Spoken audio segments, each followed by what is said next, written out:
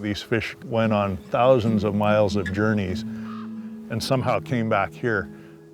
It's kind of mind-blowing.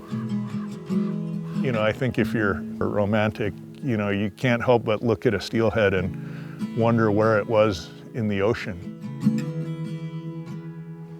The great runs of fish that filled all these rivers, that was nature's conveyor belt to bring all the nutrients from the ocean 1,000 miles inland, deep in the mountains. It's really one of the great miracles. I really like coming to beautiful places and having time to hang out with my friends.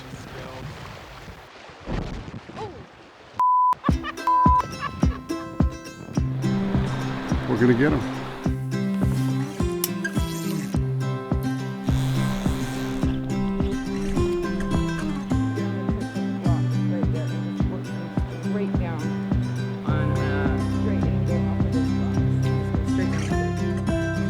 This is a really good example of somewhere which is still pristine. Everything's still very healthy here. We're unlogged and there's no roads. We have 2 to 3 dozen grizzlies and about a dozen black bears, moose, wolverines, fishers, and there's fish in the river just doing what they've done for thousands of years. And we don't want to impact that.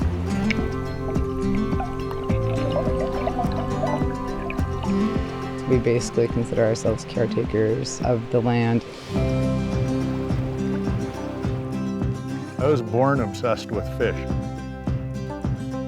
Fresh steelhead from the ocean are just these unbelievable luminescent creatures. I mean, you look at them and you know, I sound like a lunatic talking about it. But steelhead are mysterious. Even when they're in the rivers, they're in the deep, dark places. They're in the riffles where I can't see them. And I love that. I love thinking, is he really down there? Is she really down there? Is that fish there? And then swinging the fly through there, it's just like you're prospecting. I mean, this is a trout that lives in the ocean, for God's sakes. It's a badass fish. Does it look like I know what I'm doing? Because I really don't. We're not going to put that in the movie, are we? I've only fished for steelhead a few times. You know, there's like this myth, this legend about these fish that you grow up with. And they're this amazing creature.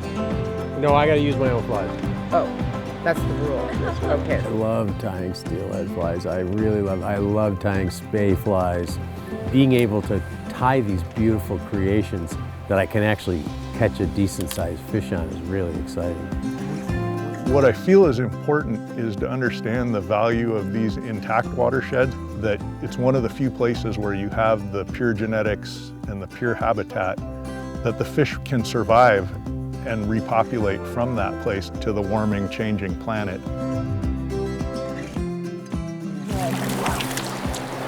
That's the cast. Come on.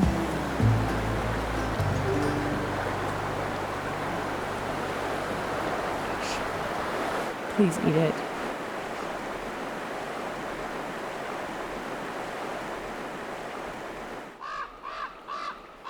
When you go to exotic places like this that you've dreamed about all your life, you always have really high expectations. And the fish just aren't here right now. When you talk about temperatures rising, it had never occurred to me that there was anything to worry about. I mean, I read stuff and I heard things, but I always thought that was somebody else's deal. And then my home river, the Skykomish, was closed down because of low return numbers of wild steelhead. And I think it was the real wake-up call that I had to start thinking about that there's something beyond just going out to catch fish.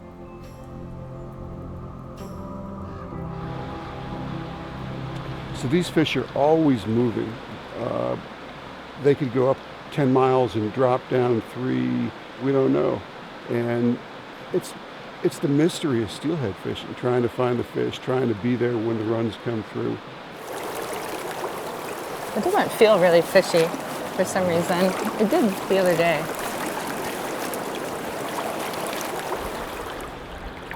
I thought, but you know, the expectations, I mean, I thought we were going to be like catching half a dozen a day.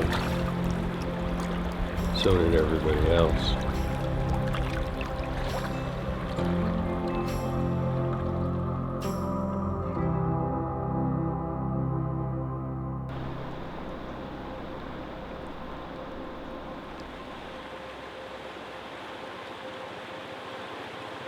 Oh,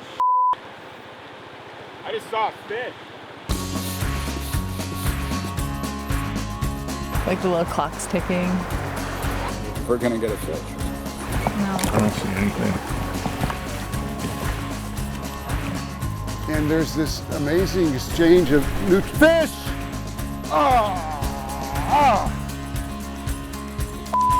Fish your spot, Spot top again. to bottom. I'll go fish the bottom spot and Dylan, you fish up here. The bottom's not Looks horrible. like bullshit. I know. I hope we get fish. Great catch for the fish. God, that was a fish. Why did you set like that? Who f***ing sets the hook like that? 'Cause I was- Who sets the f***ing hook like that? You trout set it.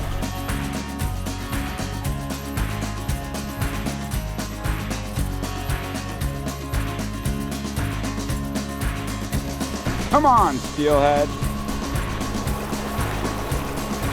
I hate steelhead fishing. This sucks. There's a fish. Woo! Wow. You know, I had all these expectations of trying all these different fly patterns, and once I caught a few fish, you know, I was gonna experiment with other new fly patterns, but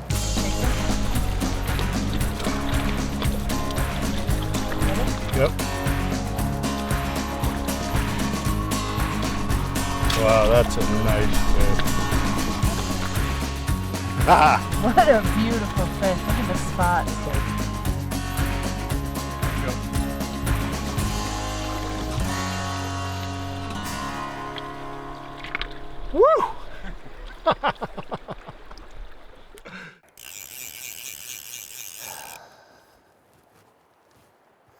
I'm gonna admit defeat.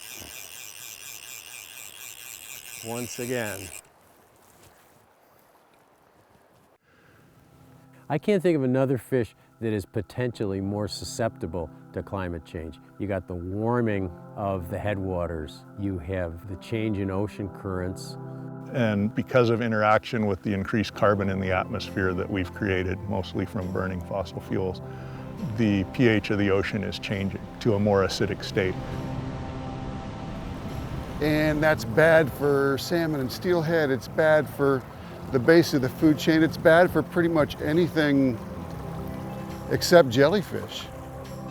The acidification problem is reducing the nearshore feed for the fish when they come out of the rivers. So I think that is pretty serious where salmon and steelhead are concerned. It really is a responsibility that we have to try and make it possible that our kids and their kids will have some of the opportunities we've had. You know, I don't want my kids to think that I was the last generation that let it slip away. So I got to do something.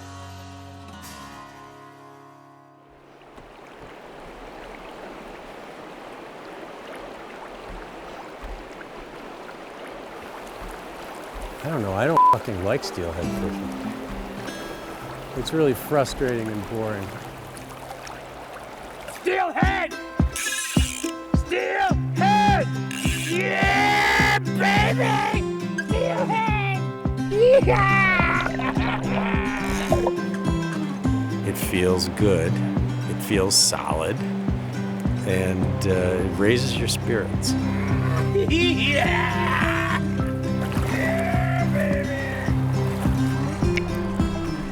Politicians, if they're not pushing for lessening our carbon footprint, they're doing it because their constituents aren't screaming and yelling at them to do it.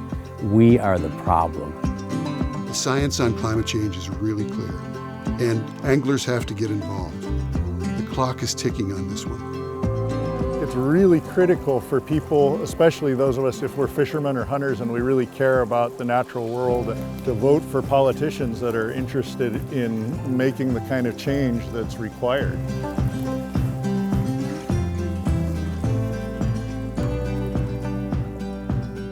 Stand up for steelhead. Tell Congress to act on climate. Sign the petition at coldwaters.org.